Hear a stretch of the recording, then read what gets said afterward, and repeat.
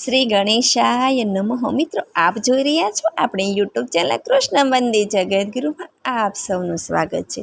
મિત્રો, કહેવાય છે કે જો આપણને વરસભર દરમિયાન જો સમય ન મળે તો માત્ર વરસભરમાં આવતી નવરાત્રિમાં આપણે મા દુર્ગા સપ્તશતીનો પાઠ વાંચીએ છીએ, સાંભળીએ છીએ તો માતાજીની આપણા પર વિશેષ કૃપા થાય છે.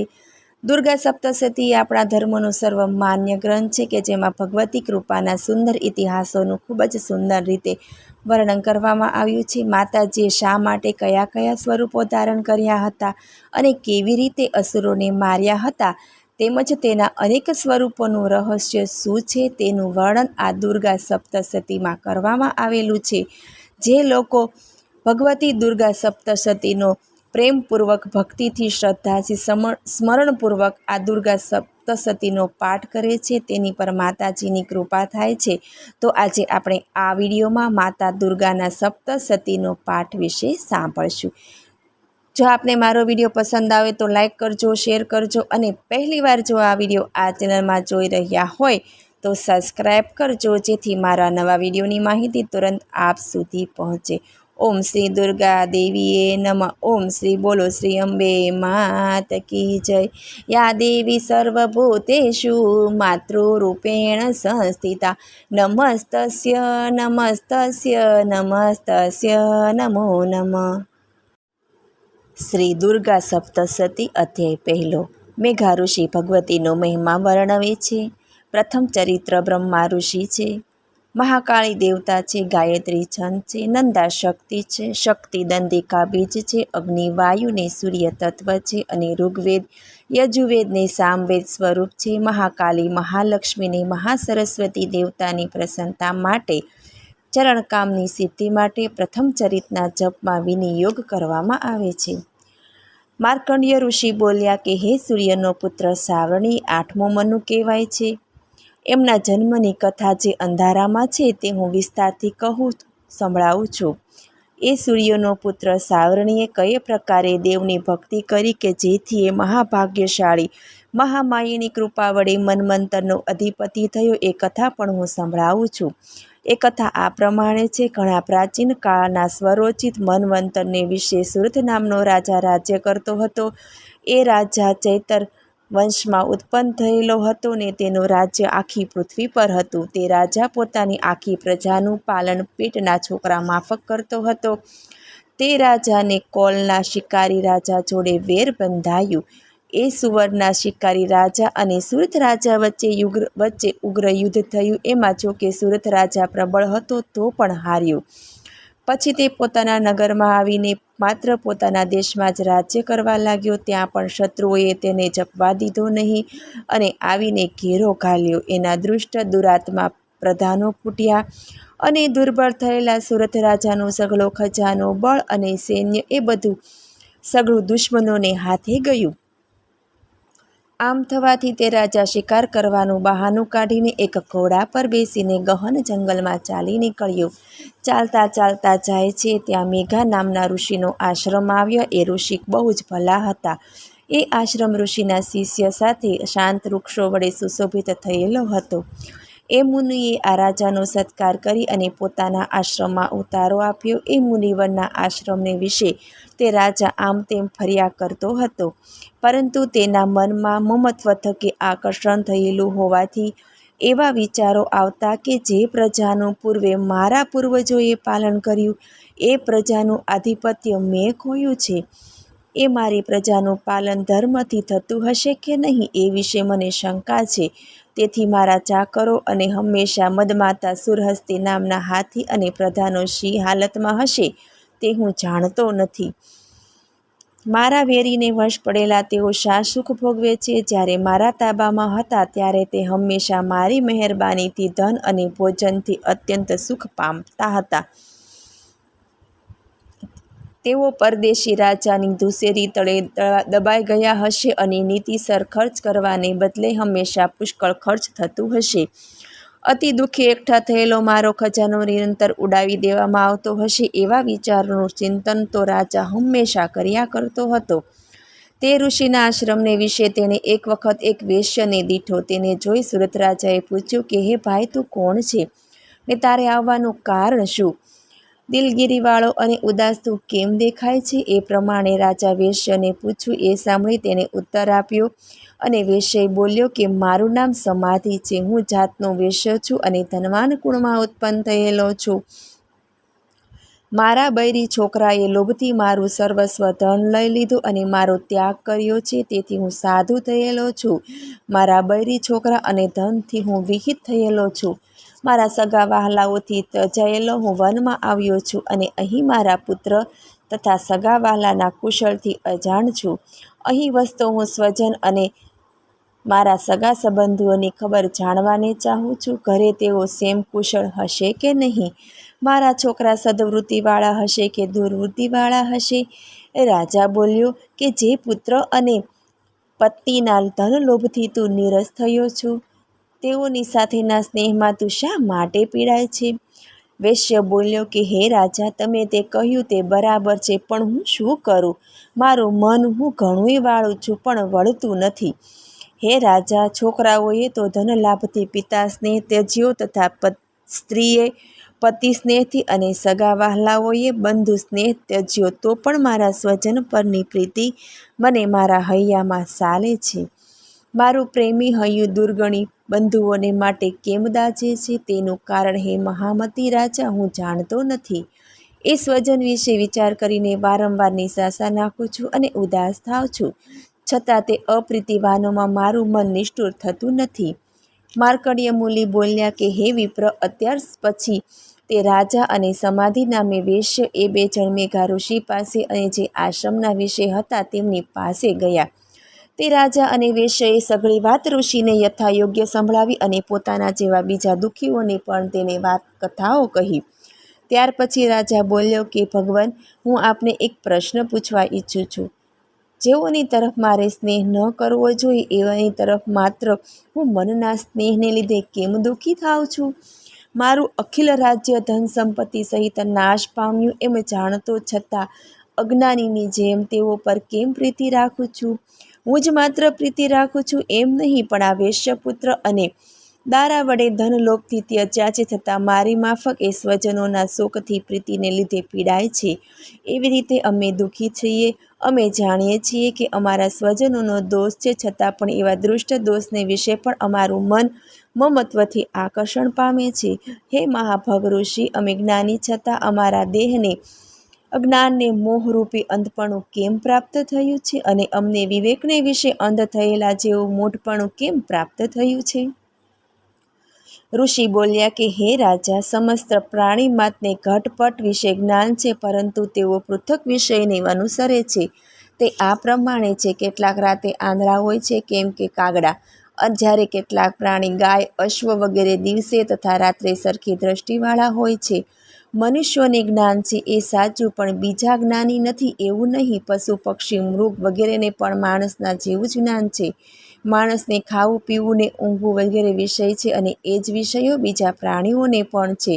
માટે બાબતમાં તો બંને સરખા છે. જ્ઞાન છતાં પણ પતંગો પક્ષીઓ જાતે ભૂખથી પીડાય છે, તો પણ મોહથી પોતાના બચ્ચાને સાચ વડે ખવડાવે છે. મનુષ્યોમાં શ્રેષ્ઠ માણસો પણ બીજા પ્રાણીઓની પેઠે પોતાના પુત્રો તરફ અભિલાષા ભાવ હોય છે. તેઓ પ્રત્યુપકારને અર્થે લોભથી છોકરાનું પાલન કરે છે, તે કેમ જોતો નથી? સંસારમાં સ્થિતિ કરાવનાર મહામાયાના પ્રભાવ વડે મમતારૂપી ભમરીવાળા મોહરૂપી કૂવામાં સઘળા પડેલા છે. જગત ઉત્પત્તિની યોગ નિદ્રારૂપી જે મહામાયા છે, એ મહામાયા સર્વ જગતને મોહ પમાડે છે. તેથી વિસ્મિત થવું નહીં. એ ભગવતી મહામાયા પોતાના બળથી જ્ઞાની પુરુષોના મનને મોહમાં ખેંચી જાય છે. એ સઘળું સરાચર વિશ્વ મોહના પાશમાં પડેલું છે. આ સરાચર જગત તેને સર્જ્યું છે, અને એ જ માણસોને પ્રસન્ન થઈ મુક્તિનું વરદાન આપનારી છે. વિદ્યા સ્વરૂપે એ સનાતન દેવી મુક્તિ આપનારી છે, અને વિદ્યા સ્વરૂપે એ સર્વેશ્વરી દેવી સંસાર અને બંધનનું કારણ છે. રાજા બોલ્યા કે ભગવાન, જેને આપે મહામાયા કહી એ દેવી કોણ છે? તે કયા પ્રકારે ઉત્પન્ન થયા તથા તેણે એવા શા કર્મ કર્યા? એ દેવીનો પ્રભાવ, સ્વરૂપ અને ઉત્પત્તિ વિશેની કથા કહી સંભળાવું છું. માટે હે બ્રહ્મને જાણનાર પુરુષોમાં શ્રેષ્ઠ, હવે મને કહી આપ સંભળાવો. ઋષિ બોલ્યા કે તે દેવી નિત્ય છે, જગત મૂર્તિ છે અને આ જગત તેના વડે છે. તો પણ એ દેવીની ઉત્પત્તિ બહુ પ્રકારે છે, તે તમે સાંભળો. જ્યારે દેવતાઓના કાર્યની સિદ્ધિને અર્થે તે દેવી અવતાર લે અને જ્યારે જોકે નિત્ય વિકાર રહી છે, તો પણ દેવી ઉત્પન્ન થયા એમ લોકોમાં કહેવાયા છે. જ્યારે બ્રહ્માના દિવસનો એક દાડાનો અંત આવ્યો અને જગત પર મહાપ્રલય થઈ સઘળું જય જયકાર થઈ ગયું, ત્યારે ભગવાન વિષ્ણુએ યોગ નિદ્રા ધારણ કરીને શેષનાગ પર શયન કર્યું.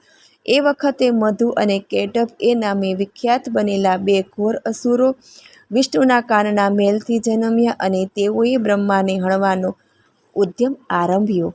એ વખતે બ્રહ્મા કે તેનું નામ બીજું પ્રજાપતિ છે, તે વિષ્ણુના નાભિ કમળને વિશે બેઠા હતા. તેમણે પેલા બે અસુરો તથા સૂતેલા જનાર્દન વિષ્ણુને જોયા. એ વખતે વિષ્ણુ યોગ નિદ્રામાં હતા ને તેમની આંખો એ દેવીનું સ્થાન હતું. એ મહાદેવીને એકાગ્ર ચિત્તે થઈને વિષ્ણુને જગાડવા માટે બ્રહ્મા વિનવવા લાગ્યા. એ વિશ્વેશ્વરી અને જગતદારી દેવી સૃષ્ટિની સ્થિતિ સંહારનું કારણ છે. ભગવાન વિષ્ણુની નિદ્રા પણ એ જ છે. એનું તેજ અને પ્રભાવ અતુલ છે. બ્રહ્મા કહે, હે દેવી, તું સ્વાહા છે, તું જ ષટકાર છે. સોળેશ્વરની અનામિકા દેવી તું જ છે. તું જ સુધા અમૃત છે. તું જ અવિનાશી છે. તું જ નિત્ય છે. લઘુ, ગુરુ, પ્રપ્ત એવા 3 પ્રકારની માત્રાઓની આત્મિકા પણ તું જ છે. હે દેવી, અર્ધમાત્રાના સ્વરૂપમાં પણ તું હંમેશા એકલી છે. ઘણું કરીને અનુચ્ચાર્ય એટલે બોલીને કે ઉચ્ચાર ન કરી શકે એવી પણ તું જ છે. તું સંધ્યા અને સાવિત્રી દેવી છે. તું સર્વશ્રેષ્ઠ જનની છે. હે દેવી, તારા વડે જ આ વિશ્વ ધારણ કરાયેલું છે અને તારા વડે સર્જાયેલું છે. હે દેવી, તું જ આ જગતનું પાલન કરે છે ને જે વખતે જળ પ્રલય થઈ સઘળું નાશ પામે છે, એ વખતે માત્ર તું જ રહે છે. હે દેવી, તું સૃષ્ટિ નિર્માણ કરતી વખતે બ્રહ્માણી છે અને પાલન કરવાને સમયે સ્થિતિરૂપા વૈષ્ણવી છે તથા તેના સંહારને સમયે તું સંહિતા શિવા એટલે કે શિવા છે. હે દેવી, મહાવિદ્યા, મહામાયા, મેઘા, મહાસ્મૃતિ એટલે કે સારી યાદદાસ્ત અને મોહા એટલે સર્વ જગતને મોહપાશમાં નાખનારી તું મહાદેવી અને મહાસુરી છે. હે દેવી, તું જ સત્વ, રજ અને ત્રણેય ગુણોથી પ્રકૃતિ છે. તું કાલરાત્રિ, મહારાત્રિ, શિવરાત્રિ, મોહરાત્રિ ને દારૂણ રાત્રિ પણ તું જ છે. તું જ એટલે દેવી લક્ષ્મી, તું જ ઈશ્વરી છે. બુદ્ધિ, બોધ, લક્ષણા છે. દેવી, તું જ લજ્જા, પૃષ્ટિ, તૃષ્ટિ ને શાંતિ છે. હે ખડગગિની, તલવાર જાળનાર, ત્રિશૂળ જાળનારી, માણસોના માથા જાળનારી, ઘોર સ્વરૂપવાળી, મર્દની, ચક્રીણી, શંખીની, ચાપીની દેવી, તેજ, બાણ અને ભૂષંડી તથા પરી તે હથિયારો પણ ધારણ કરેલા છે. હે દેવી, તું જ સૌમ્ય, સમ્ય, તારા શ્રેષ્ઠ સુંદરી છે. પર અને અપરમાં તું પરમા છે. હે દેવી, તું પરમેશ્વરી છે, જે કિંચિત, કૌવંચિત, સત અને અસત આ અખિલ વિશ્વમાં છે. સર્વની હે દેવી, તું શક્તિ છે. તો હવે તારી સ્તુતિ કયા પ્રકારે કરી શકાય? હે દેવી, તું જગત શ્રેષ્ઠા છે. તું જગતનું પાલન કરે છે ને ભષણ પણ કરે છે. તે ભગવાન વિષ્ણુને નિંદ્રાવશ કર્યા, તો પછી બીજો કોણ તારી સ્તુતિ કરી શકે? હે દેવી, તમે જ મને, બ્રહ્માને, વિષ્ણુને અને ઈશાન જન્મ આપનારા છો, તો પછી તમારી સ્તુતિ કોણ કરી શકે? આવા ઉદાર પ્રભાવ વડે સ્તુતિ કરાયેલી હે દેવી, તું દુરાચારી, મધુ, કેટભ એ બે અસુરોને મોહ પમાડ. હે દેવી, જગત સ્વામી અચ્યુત, જે વિષ્ણુ તમને તું જગાડે કે તેઓ જાગીને આ બે મોટા અસુરોને મારે. ઋષિ બોલ્યા કે એ પ્રમાણે બ્રહ્માએ વિષ્ણુની યોગ નિદ્રા રૂપે તામસી દેવીની સ્તુતિ કરી. તે એટલા માટે કે મધુ કેટભને હણવા માટે વિષ્ણુને જગાડે. એ દેવોએ વિષ્ણુના નેત્ર, મુખ, નાસિકા, બાહુ, હૃદય અને છાતીને વિશે પોતાનું સ્થાન કર્યું હતું. એ વિષ્ણુને જગાડવા માટે તૈયાર થઈ અને અવ્યક્ત જન્મવાળા નાભિ કમળમાંથી ઉત્પન્ન થયેલા બ્રહ્માને તેના દર્શન થયા.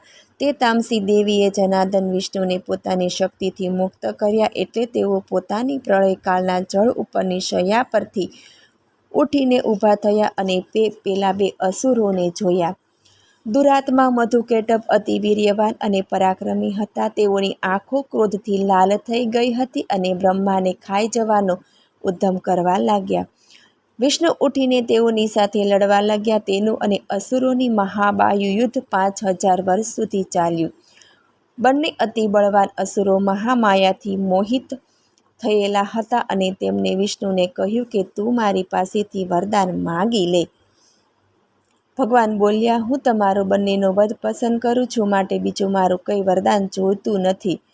ઋષિ બોલ્યા કે બંનેએ પોતાને છેતરાયેલા જોયા. જેની આંખો કમળ જેવી છે એવા વિષ્ણુની તરફ જોઈને બોલ્યા કે જન પાણી ન હોય એવી જગ્યાએ અમને લઈ જાઓ ને પછી મારો. ઋષિ કહે છે કે ચંદ્ર, શંખ, ચક્ર ને ગદા ધરનાર વિષ્ણુએ ઠીક છે એમ કહ્યું. પછી વિષ્ણુએ સુદર્શન ચક્ર એ બે અસુરના માથા તથા જાંઘો કાપી નાખી. તેથી બ્રહ્માએ તેની સ્તુતિ કરી. આ દેવીના બીજા મોટા પ્રભાવો વિશે હું તમને કહું છું તે તમે સાંભળો. માર્કંડ્ય પુરાણનો સાર્વણિક મન્વંતરમાં દેવીના મહાત્મ્ય વિશેના મધુકેટભના વધનો પહેલો અધ્યાય પૂરો થયો. બોલો શ્રી જગતજનની મા અંબા દુર્ગાની જય. અધ્યાય બીજો. ઋષિ બોલ્યા કે અસુરોના રાજા મહિષાસુર અને દેવતાઓના રાજા ઇન્દ્રની વચ્ચે પૂરેપૂરા 100 વર્ષ સુધી લડાઈ ચાલી હતી. ત્યાં મહાવીર્યવાન અસુરોએ દેવસૈન્યનો પરાભવ કર્યો અને મહિષાસુર સઘળા દેવોને જીતીને તેઓના ઇન્દ્ર અધિપતિ થયો. તેનાથી હારેલા સઘળા દેવતાઓ બ્રહ્મયોનિ એટલે વિષ્ણુના નાભિકમળમાંથી ઉત્પન્ન થયેલા પ્રજાપતિની પાસે ગયા અને ત્યાંથી સઘળા મળીને જ્યાં શિવ અને ગરુડધ્વજ વિષ્ણુ હતા ત્યાં ગયા. મહિષાસુરે તેમનો પરાભવ કર્યો હતો. તેમને જે દુઃખો દીધા હતા તે બધી હકીકત વિસ્તારથી દેવોએ વિષ્ણુ અને મહાદેવજીને કહી સંભળાવી. તેઓ બોલ્યા કે દુરાત્મા મહિષાસુરે સૂર્ય, ઇન્દ્ર, અગ્નિ, અનિલ, ચંદ્રમા, યમ અને વારુણી આદિ દેવતાઓના અધિકારો લઈ લીધા છે. દુરાત્મા મહિષાસુર સ્વર્ગની બહાર કાઢી મૂકેલા દેવતાઓ મનુષ્યની માફક પૃથ્વી પર રખડ્યા કરે છે. આ રીતે દેવતાઓના દુશ્મન અસુરોના કામ કરી દેવતાઓના વિષ્ણુ અને મહાદેવને શરણે પડવા તથા તેમનો વધ કરવા સંબંધી ચિંતન કરવા કહ્યું. દેવતાઓનું આવું બોલવું સાંભળી મધુસૂદન અને મહાદેવજીએ ક્રોધ કર્યો. તેમની ભ્રુકુટી વાંકી થઈ અને મોંનો રંગ પણ બદલાયો. સુદર્શન ચક્ર ધારણ કરનાર વિષ્ણુનું મોઢું કોપપૂર્ણ થયું. તેથી તેમના મોઢામાંથી અને શંકર તથા બ્રહ્માના મોઢામાંથી મહાતેજ નીકળ્યું.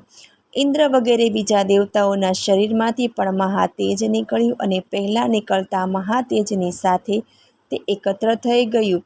તે અતિ મોટા મહાતેજને મોટો જ્વાળામય પર્વત થયો અને તેના પ્રકાશથી દરેક દિશા વ્યાપ્ત થઈ એવું દેવતાઓએ જોયું. આ રીતે સઘળા દેવતાઓના શરીરમાં રહેલા એ મહાતેજ પુંજમાંથી એક નારી પ્રગટ થઈ અને તેના તેજે સ્વર્ગ, મૃત્યુને, પાતાળને પણ વ્યાપ્ત કરી દીધું. એ નારીનું મુખ મહાદેવજીના મુખમાંથી નીકળેલા તેજનું હતું. યમના તેજથી તેનો ચોટલો થયો અને વિષ્ણુના તેજથી તેના બાહુ થયા. ચંદ્રમાના તેજથી તેના 2 સ્તન થયા અને ઇન્દ્રના તેજથી મધ્ય ભાગ થયો. વરુણના તેજથી જાંઘો થઈ. પૃથ્વીના તેજથી નિતંબ થયા. બ્રહ્માના તેજથી તેના પગ થયા અને પગના આંગળા. સૂર્યના તેજથી થયા. વસુના તેજથી તેના પગના આંગળા થયા અને કુબેરના તેજથી તેની નાસિકા થઈ. દક્ષ પ્રજાપતિના તેજથી દાંત થયા અને અગ્નિદેવનાથી પ્રગટેલા તેજથી તેની 3 આંખો થઈ. સવાર અને સાંજની સંધ્યાના તેજથી તેના ભવા થયા અને અનિલ દેવતાના તેજથી તેના કાન થયા અને બીજા દેવોના શરીરમાંથી નીકળેલા તેજ વડે શરીરનો બાકીનો ભાગ થયો. એ રીતે સમસ્ત દેવોનો ઢગલો એવી નારી શિવા ઉત્પન્ન થઈ. એ સમસ્ત દેવોના તેજના ઢગલારૂપી દેવીને જોઈ સઘળા અમરો હર્ષ પામ્યા. કારણ કે તેઓને મહિષાસુરે ઘણું દુઃખ દીધું હતું. તેઓને પણ હવે મનમાં આશા થઈ કે દેવી તે અસુરને જરૂર મારશે. પિનાકના ધરનાર મહાદેવજીએ પોતાના ત્રિશૂળમાંથી ખેંચીને ત્રીજું ત્રિશૂળ કાઢ્યું અને દેવીને આપ્યું. સુદર્શન ચક્ર ધરનાર શ્રી કૃષ્ણ ભગવાને પોતાના શંખ ચક્રમાંથી બીજું ચક્ર કાઢી એ દેવીને આપ્યું. વરુણે શંખ અને અગ્નિએ શક્તિ આપી અને મરુત દેવતાએ સાપ અને બાણથી ભરેલા 2 ભાથા આપ્યા. ઇન્દ્રે પોતાના વ્રજમાંથી વ્રજ આપ્યું. વળીએ 1000 આંખોવાળાએ એરાવત હાથી પાસેથી ઘંટ લઈ દેવીને આપ્યો. જળ દેવતાએ પાશ આપ્યો અને યમે કાળદંડમાંથી દંડ આપ્યો. પ્રજાપતિએ અક્ષમાળા અને બ્રહ્માએ કમંડળ આપ્યું. સૂર્ય દેવતાએ પોતાના કિરણો તેના રોમે રોમમાં કૂપમાં રૂંવાટાઓના છિદ્રોમાં મૂક્યા. કાળ નામના દેવતાએ તેને નિર્મળ ચમરવાળી ઢાલ તથા ખડગ આપ્યા. ક્ષીર સમુદ્ર દૂધના જેવા ચોખ્ખા ખરા મોતીનો હાર અને નવીન કપડાં, ચૂડામણી, દિવ્ય કુંડળ તથા કંકણ આપ્યા. સ્વસ્થ અર્ધચંદ્ર, બધા બાહુઓમાં પહેરવાને કેર્યું એટલે બાજુબંધ વાક વગેરે નિર્મળ ઝાંઝર ને કોટના ઘરેણાં આપ્યા. સર્વ આંગળીઓએ પહેરવાની રત્નજડિત વીંટીઓ, આ બધા નાના પ્રકારના ઘરેણાં તે દેવીને આપ્યા. અને વિશ્વકર્માએ એ દેવીને નિર્મળ ફરસું આપી. અનેક જાતિના શસ્ત્રો, અમેધ કવચ અને કોટે પહેરવા સારું તથા માથે મૂકવા સારું અતિ શોભાયમાન કમળની માળા અને સમુદ્રે સુંદર કમળ આપ્યા. હિમાવાને સિંહનું વાહન અને અનેક રત્નો આપ્યા. કુબેરે તેને સુરાપાત્ર આપ્યું. શેષનાગે મહામણીથી શોભતો નાગહાર આપ્યો. તે શેષ ભગવાન આ પૃથ્વીને ધારણ કરે છે. અને એ રીતે બીજા દેવતાઓને પણ આભૂષણો તથા આયુધો આપ્યા. દેવીએ આ પ્રમાણે માન મળ્યું, તેથી તેણે વારંવાર અટ્ટહાસ્ય કર્યું. તેના શબ્દોથી સંપૂર્ણ આકાશ ભરાઈ ગયું. એ દેવીના મહાનાદથી શબ્દ થયો, તેથી સકળ લોકો ભડક્યા. સમુદ્રો ખળભળવા લાગ્યા, પૃથ્વી અને પર્વતો ડોલવા લાગ્યા, અને દેવો હર્ષથી બોલ્યા કે સિંહ વાહિનીનો જય હો. ભક્તિ વડે નમ્ર થયેલા મુનિઓએ તેની સ્તુતિ કરી. ત્રણેય લોકોને શોભ થયેલું જોર અસુરોની ફોજને હોંથિયાર આપી લડવા ઊભી રાખી હતી. તેને ક્રોધથી મહિષાસુરને આ પ્રમાણે કહ્યું કે અરે એ શું છે? આમ કહીને અસુરોથી યુક્ત મહિષાસુર જ્યાં સિંહનાદ આવતો હતો તે બાજુ દોડી ગયો. ત્યાં સઘળા ત્રણેય લોકમાંથી તેજથી વ્યાપ્ત થતી દેવીને જોઈ. એ દેવીના પગથી જમીન સુધી નમી પડતી એ મુંગટ આકાશે અડકતો. તેની ધનુષ્યની દોરીના ટંકારથી સઘળા પાતાળ ખળભળી ઉઠ્યા. ચારે દિશાઓ તેના 1000 હાથે વ્યાપ્ત થઈ રહી. ત્યાં દેવી અને અસુરોની ભારે લડાઈ થઈ. તે બંને જણાઓએ નાના પ્રકારના શસ્ત્ર અને અસ્ત્ર મૂકવા લાગ્યા. તેથી દિશાઓ પ્રકાશિત થઈ ગઈ. એ મહિષાસુરનો સેનાપતિ ચિશૂર અને સામર નામનો અસુર ચતુરંગી સૈન્ય લઈને યુદ્ધ માટે આવ્યો હતો. અને ઉદગન 8000 રથો લઈને રણમાં આવ્યો હતો. મહાદનું અસુર 1 કરોડ હાથી અને અસીલનો 5 કરોડ રથો લઈ આવ્યો હતો. 60 લાખ રથ લઈને બાષ્કળ રથમાં અગણિત હાથી, ઘોડા તથા 1 કરોડ રથ લઈ પરિવાહિત નામનો રાક્ષસ પણ ત્યાં યુદ્ધ કરતો હતો. બિડાલ અસુર 50 કરોડ રથ લઈને યુદ્ધ કરતો હતો. આ સિવાય ત્યાં બીજા 1000 હાથી, રથ, ઘોડા વગેરેથી મુક્ત હતા. તેમજ રથ, હાથી, ઘોડાની એક પરિધોની સંખ્યાવાળો મહિષાસુર પણ ત્યાં હતો. અને બીજા તોમર, ભીંડીપાલ, શક્તિ અને મુશલથી તે મોટા અસુરો દેવી સાથે યુદ્ધ કરતા હતા. તથા ખડગ, ફરસુ અને પટ્ટીમથી દેવી સાથે લડવા લાગ્યા. કોઈએ શક્તિ મારી અને કોઈએ પાશ નાખ્યો. એ અસુરોએ ખડકના પ્રહારો દેવી પર કિધ કર્યા, પણ ચંડિકા દેવી પણ અસ્ત્રો અને શસ્ત્રો મૂકવા લાગી. તેના પર જે અસ્ત્ર શસ્ત્રોનો વરસાદ વરસતો હતો તેની લીલા કરતી હોય તેમ દેવીએ છેદી નાખ્યા. આ કરમાં દેવીને જરા પણ મહેનત પડી નહીં. દેવતાઓ અને ઋષિઓ તેના વખાણ કરતા હતા. પછી દેવી ઈશ્વરીએ પણ અસુરોના શરીર પર શસ્ત્રોને અસ્ત્રો મૂક્યા. દેવીનું વાહન સિંહ પણ ક્રોધ ભરાયું ને તેથી તેની કેશવાળી હાલવા લાગી. દાવાનળ જેમ વનનો નાશ કરે છે તેમ તે અસુર સૈન્યનો નાશ કરવા લાગી. રણમાં અંબિકા દેવીએ શ્વાસો મૂક્યા એટલે તરત લાખો ગણ ઉત્પન્ન થયા. અને એ ગણો પરશુ, ભીંડીપાલ અને પડીશથી લડવા લાગ્યા. દેવીના ગણો અસુરના ટોળાનો નાશ કરવા લાગ્યા. બીજા ગણો પટહ, શંખ વગાડવા લાગ્યા. તે યુદ્ધ મહોત્સવમાં મૃદંગનો નાદ કરતા હતા. એ વખતે દેવીએ ત્રિશૂળ, ગદા, શક્તિ અને ખડગ વગેરે 1000 મોટા મોટા અસુરોને મારી નાખ્યા. અને બીજા કેટલાક ઘંટના અવાજથી મોહ પામીને પડ્યા. કેટલાક અસુરોને પાશ વડે બાંધ્યા અને કેટલાકને તીક્ષ્ણ ખડગ વડે કાપી નાખ્યા. કેટલાક અસુરોને ગદા મારીને ભોંય સુવાડી દીધા. કેટલાક તો મુશળ વાગવાથી લોહી ઓકવા લાગ્યા. કેટલાકને છાતીમાં શૂળના ઘા વાગવાથી ભોંય પર પડ્યા. કેટલાક તો તીક્ષ્ણ બાણ વાગવાથી રણભૂમિમાં પ્રાણ રહિત થયા. સેનાપતિઓ જેઓ દેવતાઓને દુઃખ દેવામાં તત્પર હતા તેઓ પોતાના પ્રાણ છોડવા લાગ્યા. કોઈના બાહુ કપાયા ને કોઈના ગળા કપાયા. કેટલાકના માથા કપાયા ને કેટલાકના શરીરો વચ્ચે વચ્ચેથી કટકા થઈ ગયા. કોઈની જાંઘો કપાઈ ગઈ અને પૃથ્વી પર પડ્યા. કોઈનો એક હાથ, કોઈની એક આંખ અને કોઈનો એક પગ કપાયો. કેટલાકના શરીરના 2 ટુકડા થયા. માથા કપાયા છતાં કેટલાક ફરીથી આયુધ લઈને લડવા ઊભા થયા. કેટલાક તો શસ્ત્રો લઈ યુદ્ધ કરતા હતા અને વાજિંત્ર નાદથી ત્યાં નાચતા હતા. માથું કપાયેલો ઘોડો, હાથમાં ખડક, શક્તિ વગેરે હથિયાર લઈ દેવીને ઊભી રહે એમ કહેતા હતા. જ્યાં યુદ્ધ થયું હતું ત્યાં રથ, હાથી, ઘોડા અને અસુરો બેસુમાર પડ્યા હતા. તેથી તે રણભૂમિ અગમ્ય દિસતી હતી. અસુર સેનામાં જ્યાં અસુરો, ઘોડાઓ અને હાથીઓ પડ્યા હતા તેમના શરીરમાંથી નીકળતા લોહીની મોટી મોટી નદીઓ વહેવા લાગી. અગ્નિ જેમ તૃણના મોટા જથ્થાને એક ક્ષણમાં બાળી નાખે છે તેમ અસુરના મોટા સૈન્યનો દેવીએ નાશ કર્યો. દેવીનું વાહન શિવ મહાનાદ કરી દેવતાઓના દુશ્મનોના શરીરમાંથી જીવને જુદો કાઢતો હતો. એ દેવીના ગણોની પણ અસુરોની લડાઈ થઈ. લડાઈ જોઈ દેવીના જય જયકારથી સંતુષ્ટ થઈ દેવતાઓ આકાશમાંથી પૃષ્ટિ અને વૃષ્ટિ કરી. આ પ્રમાણે માર્કંડ્ય પુરાણનો 2જા અધ્યાય, જેમાં મહિષાસુરના સૈન્યનો વધ છે, તે પૂરો થયો. બોલો શ્રી જગતજનની જગદંબા અંબા માત કી જય. અધ્યાય 3. ઋષિ બોલ્યા કે મહાઅસુર સેનાપતિ સિચુર પોતાનું સૈન્ય હણાયેલું જોઈને બહુ કોપાયમાન થઈ લડવા અંબિકા સામે આવ્યો. મેરુ પર્વતના શિખરો પર જેમ ભારે વરસાદ પડે તેમ એ અસુર દેવીની ઉપર બાણનો વરસાદ વરસવા લાગ્યો. એ સઘળા બાણોને દેવીએ જેમ લીલા કરતી હોય તેમ નાશ કર્યો અને તે દુષ્ટ અસુરના ઘોડાઓને તથા તેઓને હાંકનાર સારથીને મારી નાખ્યા. દેવીએ તેના રથની ધજા કાપી નાખી અને તેનું ધનુષ પણ છેદી નાખ્યું અને તેના શરીરમાં પોતાના બાણો મારવા માંડ્યા. જ્યારે અસુરનું મસ્તક, ધનુષ કાપી નાખ્યું, રથ ભાંગી નાખ્યો અને ઘોડા તથા સારથી મારી નાખવામાં આવ્યા ત્યારે તે એકલો દેવી ભણી ઢાગ અને તલવાર લઈને દોડ્યો. એ અસુરે આવીને સિંહના માથા પર તીક્ષ્ણ ધારવાળા ખડગથી ઘા કર્યો તથા દેવીને પણ જમણા હાથ પર ઘા માર્યો.